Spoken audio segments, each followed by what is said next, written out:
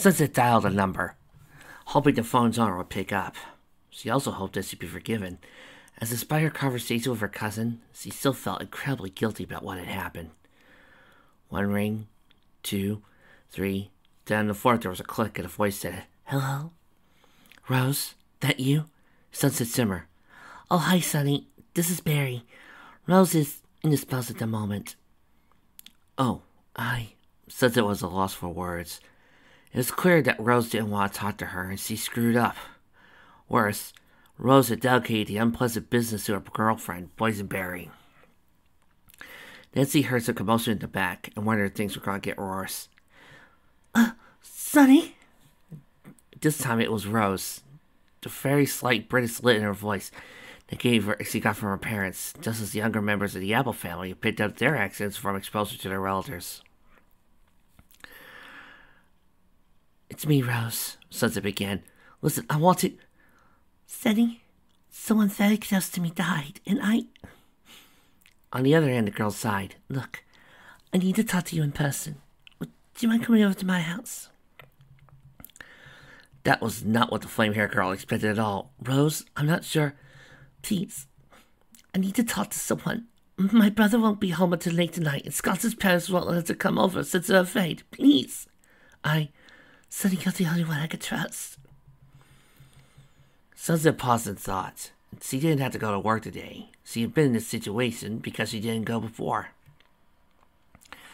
Luckily, nothing bad was going to happen to Rose or Barry, but the former unicorn could never live with herself if something did. Furthermore, she rebuilt her reputation at school as the girl anyone could go to if they were in need. And for better or for worse, that was what she was obligated to do now. "Sure, I'll be there within the hour," she finally replied. "Thank you, Sonny. You don't know how much that means to me. Please hurry." With that, Compass Rose hung up, leaving an uncertain Sunset on the other side. She didn't know if she was doing the right thing, but at least she was doing something. She could figure out what had to be done earlier. After all, that tended to be her modus operandi anyway.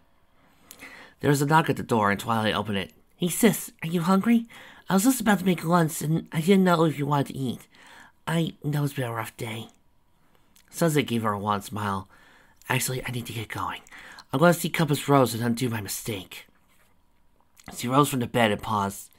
"Actually, are you free?" "Do you want me to come with you?" Twilight asked. "I don't mind. I don't have anything going on. It sounds like you could use some company." Once again, Sunset knew she had the best sister in the world. Meanwhile, Blackthorn looked over at the latest set of reports. He was closing the circle, and each area that checked out closed the noose around those Canadian bitches and asserted that he and his group would get paid. After that, then he would assert there were other duties out there. There was always some problems that needed fixing. Plus, he wanted that sweet piece of tail that asshole Sable Loam had. Of course, once she realized how good he was, she'd give it up for him in no time flat. "Did you figure it out yet?" A voice asked from behind him, and Blackthorn jumped. Reflexes kicking in, he unholstered his sidearm, swung to aim, only to have it disarmed in a second courtesy of a dagger. "You're good, but you're not great," the man told Blackthorn. "Stick to being a hammer, not a surgical blade." Blackthorn looked at the man. It was that damned Canadian agent from earlier. "Oh, it's you, agent." The CSIS agent smiled. "You can call me Tingsling. Not my real name, of course. But I don't expect you to ever be able to figure that out." He shrugged. "Still, your reaction time was far faster than any I've worked with. So, take that as you will," Tingsling said as he handed Blackthorn his gun back. "Yeah, whatever. What the fuck do you want?" Blackthorn asked, taking the gun back and holstering it. "You're taking far too long," Tingsling told him. "This is an incoming storm. It's the perfect time to take down the sirens. And you're sitting here, leisurely looking for them as if you're a child playing duck-a-duck-goose. I'm afraid that isn't good enough. Normally I have you replaced, but my counterparts at the CIA still have some use for you, though I can't imagine why." Tinsley reached into his jacket and pulled out a USB drive. This key is some of the surveillance I've done, including their location, their hiding points, and troops' strength. Blackthorn plugged the drive into a nearby laptop, and a few minutes later he had his answer. Perfect. It's just far enough to make right that the police are going to be a problem. And if they are, we'll hope their insurance is paid up. Tinsley let the hand down. You'll kill a single competently, and I'll cut off your balls. That'll make it hard to rake that school teacher you've been stalking after it, won't it? Blackthorn scowled at Tinsley, but the latter didn't respond to the reaction. If it happens in the line of duty, so be it. But do not go after any of them intensely, understand? Yeah, what the fuck ever. Blackthorn replied, Now get the fuck out of my... He turned to see that the agent had disappeared. Fucking creepy asshole. Good thing he's paying the bills, or I'd put one between the fucking eyes. Putting that aside, Blackthorn started looking the data available. As he now had a party to plan, it's a business to murder. After that, Celeste, or whatever her name was. Oh, she'd be begging him never to stop. Meanwhile, done with excursions, Define Rank and Katana Blast lay in the bed they shared. You know, when I first got into this arrangement, I thought I had to sleep with you a few times against my preferences. Sound like you forget about me while we conquered the world. But now, she said, tracing her finger down his chest, I think I'm getting used to this agreement we have. Should I take that as a declaration of love? He said, a smile coming to his lips. Of course not. You and I don't love each other and probably never will. But once we are the immortal rulers of all that you promised, I can make sure that you'll get from me as close to it as possible. Who knows? It might actually happen. He rose from his bed to slip on his underwear. I am no child of dreams. There was a woman I loved once, but she didn't love me, and I grew out of that illusion ages ago. Oh, so what if I were to serve her up to you on a silver platter? Katana asked, sitting up in bed. Oh, I'd be tempted, sorely so. But I suspect she would meet with an untimely accident if I told you who she was. Am I correct? Katana favored him while Wolf smiled. Only one woman will bear your children, so I won't have any challenge as to what is mine. You're so sure that I am yours? No more than you're sure of the opposite, she retorted. He laughed. Touché. He replied, the hint of an amused smile on his lips. She rose from her bed and started changing to her own clothing. Now that the pleasure's out of the way, let's get to business. We've inoculated the first full group of sirens with the serum, and they'll be assigned to our backup facility. The mass production of the new battle dress is underway in a factory in Los Angeles, and will be completed within a few days. I've detailed a unit to go down there and take out anyone involved in production. I don't want them to stray too far, as they would be here for the ritual. A thought then came up to her mind. And how goes that? He groaned. Other than complaints from Seaman Trance as to why she can't have fun, in her own words, it goes apiece. Yes, Seaman Trance takes her job a little too vigorously. So he forced him a smile and added, and if I ever find her in bed with you, I'll gut her with a butter knife, drape her entrails all over you. Understood? He grinned back. Don't promise anything you can't offer, Captain Blast. Leaving this scene, back to Twilight. It's okay, sis. Twilight gave her sister's hand squeeze. I'm here for you. Thanks, Twilight. Sunset says he knocked on the door. They waited a few seconds, and a second later, a young girl with purple pigtails opened the door. Hey, Barry. Here yourself, Sonny. Boysenberry stepped aside, and the trio entered the house that Compass Rose had shared with her older brother. As Sunset recalled as a reason, Boysenberry had been spending a lot of time here as well, though that was probably due to the relationship Rose and Boysenberry shared. Want something to drink? Sure. What you got? Twilight asked. This is a house where two Brits live. Well, two Americanized Brits, but you get the point. Anyways, there's a lot of tea. Twilight considered a moment. Chamomile? No problem. Boysenberry then went over to Sunset and looked her eye to eye. Look, I'm not as old as you guys are, and Rose doesn't want to talk about it, at least not to me. She needs you, Sonny. There's just something, I don't know, adult about you, if it makes sense. You have no idea, Sunset muttered. So she needs to talk to an adult. And Lion isn't here, and Scott can't come either. She trusts you. I think she's still in love with you. I know she loves me, so I'm not jealous or anything. Just remember, her lips are mine, got it? Boysenberry smiled as to clarify she's been joking, and Sunset nodded. Anyway, her room's over there. I'll whip up some tea and scones and stuff, and as soon as you can, bring her back out, okay? Sure thing. Sunset went over to Rose's door and knocked. Rose, it's Sunny. Can I come in? There was a squeak of an answer, and Sunset took it as a yes, opening the door and going in, closing the door after. Compass's room was pretty much what Sunset expected it to be. In the times they talked, Rose talked about her love of cartography, archaeology with travel, so naturally her room looked like a tug-of-war between World Market and Pier 1. Sitting in the bed, eyes stained with tears, her hair disheveled and clutching a huge teddy bear as if the world depended on it, was Rose. Hi, Sunset never finished her words before Rose left from the bed. Tackling Sunset began bawling. Crumpled to the ground, all Sunset could do was hold Rose while the girl's tears stained her shirt. Rose? My fault, my fault, my fault, my fault, my fault, my fault, my fault, Rose said over and over like a mantra. Sunset held her close for a few more minutes. And finally, Rose was able to look at Sunset with blurry eyes. My best friend is dead. Because of me, Sonny. I killed her. What? No, you couldn't have done that, Rose, Sunset said. There's not a mean bone in your body. But I was the last person to see her alive, the shy girl cried. I could have stayed at that, but I was selfish and went off to my date with Betty.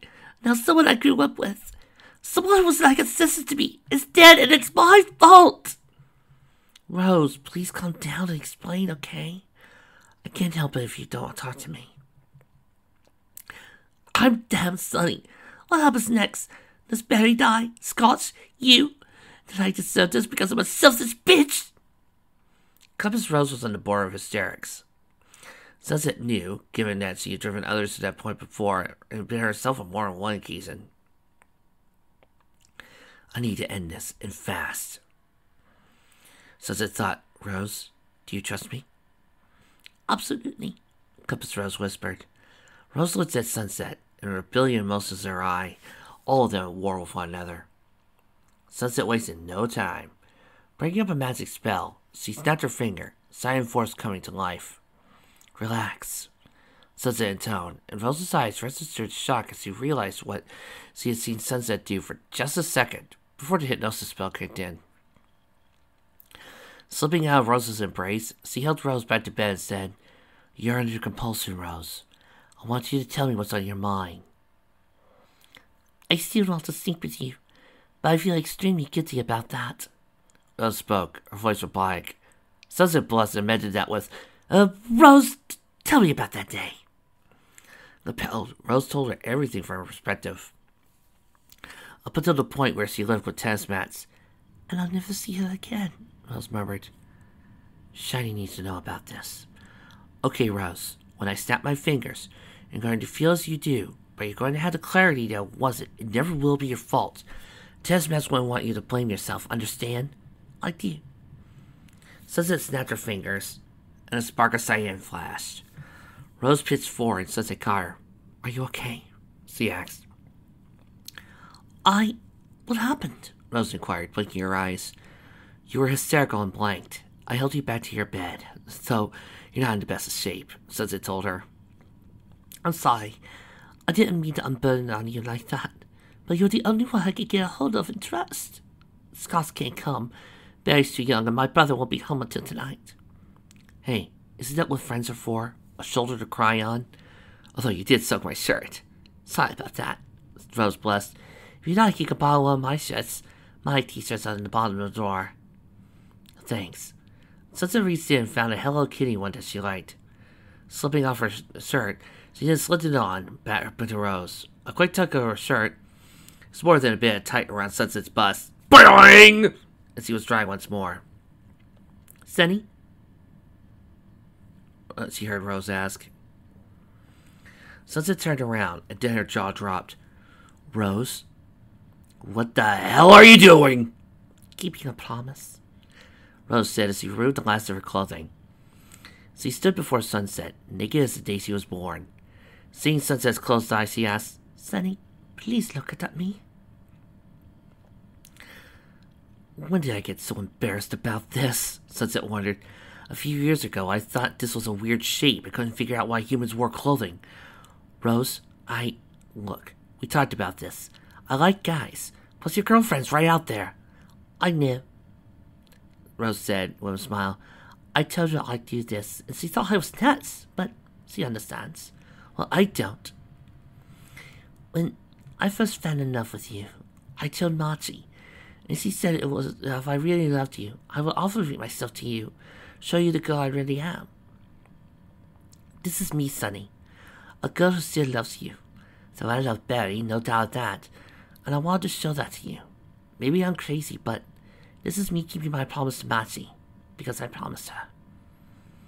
You didn't make any promises to Scott that you tried to seduce me or anything, did you? Rose laughed. No, that would be all me. Inspire yourself, Sunset grinned. Look, Rose, you're beautiful, and if I was that kind of girl, I'd be honored.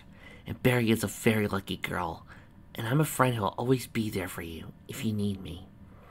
Not sure why she did, Sunset approached Rose, hugged her, and kissed her on the forehead. If you need me, I'm there. Rose leans against Sunset's shoulder. Thanks. You have no idea how much that means to me. Now, if you don't mind, I need to get dressed. I'm freezing. Should have turned out the air conditioner. 10 minutes later, and some explanations, both Sunset and Rose were blushing. So, that's what took you so long, Boysenberry challenged. Putting the moves on my girl, Sunny? Sis, is there something you're not telling me? Twilight asked. Kill me, Neil, Sunset moaned. Guess Sunny was very gallant about the whole thing. As it is, I feel somewhat relieved to know that someone else thinks I'm beautiful. What did you tell her, Sunny? Barry, knock it off, Sunset said. Look, Rose, you need to talk to police. You saw anything that can help them catch what they did to Tess Match, you're obligated. I don't want to put any undue weight on you, but I know. Monty would do it if Zappa sisters were reversed, Rose admitted. Okay, as soon as my older brother gets home, I'll talk to police. I could do one better, Sunset said, looking at her sister. Twilight nodded, and that was enough for Sunset to reach her phone. Dialing a number, she spoke. Hey, Shiny, it's me. Got a second? What? Shiny said into the phone. No, that's great. Thanks, sis. Text me the address, and I'll make the call as soon as I can. When did your friend say her brother was home? Okay, fine. I'll call tonight. Hey, listen, Sonny. I owe you, sis. You and Twilight. He held the phone and set down his taco. You're not going to believe this shit. Sandalwood swallowed her bite of burrito and said, You've decided to dump cans and make me your love slave? He glared at her and grinned. What's up? My sisters went over to comfort a friend of theirs, who was the best friend of Tess Matz. Well, that's the last victim? Yep. Turns out the girl, Compass Rose, was the last one who saw the victim alive. Rose's older brother is her legal guardian, and he's going to be home later on tonight, so I'm going to arrange an interview for tomorrow. You sure about tomorrow? Isn't that Twilight's birthday? Sandalwood asked. Yeah, Sonny sighed. I still have to go get her a gift, and Katie already did. It's been reminding me all week. That's because she's on the ball when it comes to that shit, Shining. You forget your head if it wasn't attached. He sunk his tongue at her as she laughed, went back to her burrito. Then again in a second later as her phone rang. She swallowed down a bite and answered it. Yeah? Deputy Sandalwood here, lady. Hello, Deputy Sandalwood. This is Dr. Leafy Dragon. I hope I'm not interrupting anything. No, not at all, Doc. The woman says she dropped her burrito, fumbled her coat pocket for a pen and paper. You got my attention, what's up? I asked my wife to bring me the sample I mentioned, and I have something, how do I say, unique to report about this specimen. It turns out that sample you brought me might be biological in origin, not synthetic. In that case, we're dealing with something that is heretofore unknown in the scientific community. With your permission, I'd like to run this through a DNA analyzer. Nothing will happen, and we'll need only a fraction of the sample to get to work. Sandalwood jotted down every detail he had said. Now, do what you have to, Doctor. I'll get clear with my supervisor. We need this information. Even if it is just a dead end, please get it done. Absolutely, Deputy. I'll call you when I have more information. The pair got off the call, and Sandalwood explained to Shiny what Leafy Dragon told her. That doesn't make sense, Shiny sputtered. Yes, the original design is based on biology, but he insisted the thing was synthetic. There's no way it could be anything natural. That doesn't mean that there isn't, Sandalwood countered. For example, for years the military is trying to develop better camouflage. That's why the Army moved from Woodland to ACUs to the new Scorpion design. This could be some sort of new gear. Don't ask me if the military is involved, because I don't want to get into that X-Files thing again. But I do believe that our murderer, assuming this is some sort of outfit, is wearing it just to throw us off. I don't think the K9 units failed anything, did they? Shiny looked through his notes. Nothing of interest. I think we better go to the office after lunch. Update the boss on this. This might be the thing we need in order to stop whoever the fuck is doing this. Shiny flagged down the waitress, while Sandalwood started to shovel food in her mouth. Elsewhere. So, Shiny told me you two had a very interesting day today. Nightlight said to Twilight and Sunset. Both girls squirmed in the seats. Twilight Velvet merely looked at her daughters, while Octavia narrowed her eyes. Spike, having no clue as to what was going on, merely ignored the conversation and tried to avoid eating his festivals. Sorry, Dad, Sunset told him, but Rose wanted my advice.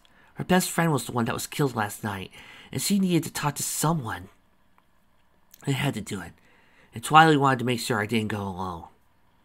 Velvet looked at her niece. And you didn't go with them, Tavi? Your sister shook her head. Actually, I was shopping with the others. I didn't know about Sunny and Twilight going there, though Sunny told us about her friend's problem this morning. Night looked at the three girls inside. Well, I can't fault you for doing the right thing, girls. You were home before curfew, so you're good. But don't think I have to stress how much Velvet and I worry about you three. Especially with Shiny's news that you may have found a clue to the identity of the killer. That got Spike's attention. What? Twilight shook her head. Not like that, Spike. It's Rose that has the information. Assuming that Shiny and Sandalwood can use any of it. At least I'm glad Rose is okay, and she has people to lean on. I can only hope she has information to convince tennis match, Sunset said.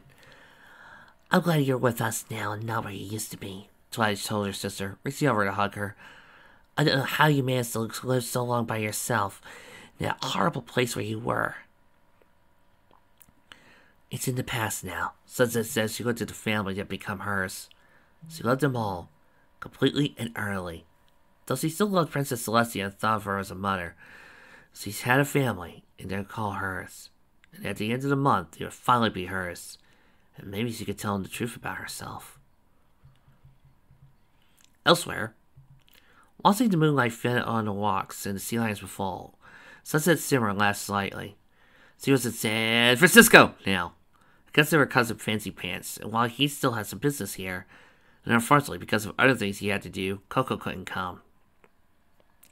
Still, Fancy's business was brief and sparse, and he had been showing her the sights of the city. At one moment, he was meeting with an architecture firm on behalf of his father. As the business bordered the Embarcadero, it gave the teen girl some time to head down to Pier 39 and enjoy the sights. "Ah, there you are, Smee," Fancy said as he walked towards her. He was carrying some poster tubes under one arm, like the blueprints he had to take home. "Ready to head to dinner?" "Sounds like a good idea," she said, taking some tubes from him. "That was a great idea, by the way. Thanks for bringing me." Fancy smiled. "I regret that you've had to spend some time alone while I've been helping my father show up the other issues left over from Grandmother's party. Besides, Aunt Slade said you'd never been to San Francisco before, and while my sister couldn't make it, it gave me a grand opportunity to pass the time with my cousin." As he walked down the pier towards the restaurant, Fancy recommended. The wind blew through Summer's hair, her red and yellow locks blowing like a burning flame in the dying light of the early evening. More than a few teenage guys stopped, caught by the radiant beauty of the girl walking past them.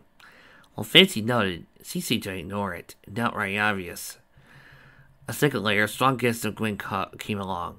She lost her footing. She slid to him, and he caught her easily. Sorry, she blurted, slightly embarrassed for her misstep. He chuckled. It's no way, cousin. Well, I suspect I has to do some explaining to Fleur was here. Sure enough, she looked down, and the pistol he got her was usually reserved for more intimate couples. She blushed as he let her go, and out of the corner of his eye, Fancy saw more than a few guys from earlier gave him the evil eye. Meanwhile, she continued to look flustered as he asked, So I take it to no boyfriends? Not really, she admitted. There was this one guy, Flamwort. He was Belgian, who was cute and really into me. I found out later that it was partially because he found out who I was, and has 3 good girls a mile long. I was just going to be the princess, literal and figurative, that he was going to get. Needless to say, I broke up with him and haven't dated since. That makes excellent sense, he told her. I just don't want anyone to get the wrong ideas of who I am, Fancy. I want to be a normal girl, and my friends see me that way now. That took more time than I like. I worry that no prospective guy will see me as anything but normal. Well, as any comfort, you seem very normal to me. Most of my friends' sisters, and obviously my own, try to live normal lives despite being in family's means. Of course, we try not to see ourselves better than others, but I know too many who do. In fact, you do not credit your family, both sides. She flashed him a smile. My uncle Nobilis says that because we are princes, means we should be princely towards others, and that is an obligation that cannot be undone. Smart man, he told her. Well, the ferry to the island restaurant should be here in a few minutes. We can peruse the menu until then, okay? Do we have to do this, Lems? Sleepy groaned. She wanted to stay home and work on her home studying. A rare change for she was on a roll and really wanted to study. But then she got an emergency kend from her friend Lemon Tart, who said she needed her help urgently. Instead, it turned out a huge sale to boutique record appeared in 39. Oh, come on! I gotta get Sugarcoat to help me. You're the only one I could get a hold of, Lemon groaned. And why are we doing this again? Besides, Seaside Sounds is actually having an awesome BOGO sale on house music. When did you start listening to house? P asked. You know me. I'll always listen to all things awesome! So usual Franklin disregard for, well, everything. She danced around a crowd, wearing her summer attire two-top. Shops were to be more at home on a 10-year-old, mainly because they fit normally in rollerblades. P had dressed scantily during her days as Amelia, while her friends had gotten her to loosen up slightly on the near-burger clothing, as Sugarcoat called it. She wouldn't dress as scantily as Lemon did. Don't worry, we're almost there. Store's right next to Dock 1. Lemon slid around one guy, dodging his attempt to pat her on the butt, instead giving him a playful wink and moving on. P was about to cheer out her friend for her flirting, instead noticed someone familiar waiting by the dock. Hey, do you mind a second? I think see someone I know. Lemon shrugged, went to a stop. Sure, friend away, we got time. P went up to the pier and said, Hey, Sonny, why didn't you tell me you were in town? And who's your boyfriend? Sunset still returned around, but the response she got wasn't the one she expected from one of her, technically, oldest friends. Excuse me, but do I know you? Ha ha, Sonny. Seriously, where's Twilight and the others? She declared to the guy. Or do your parents know about this? I'm sorry, Sunset told her, but you must be mistaking me for someone else. Red gold hair, sounding nice. Has sort of a model look?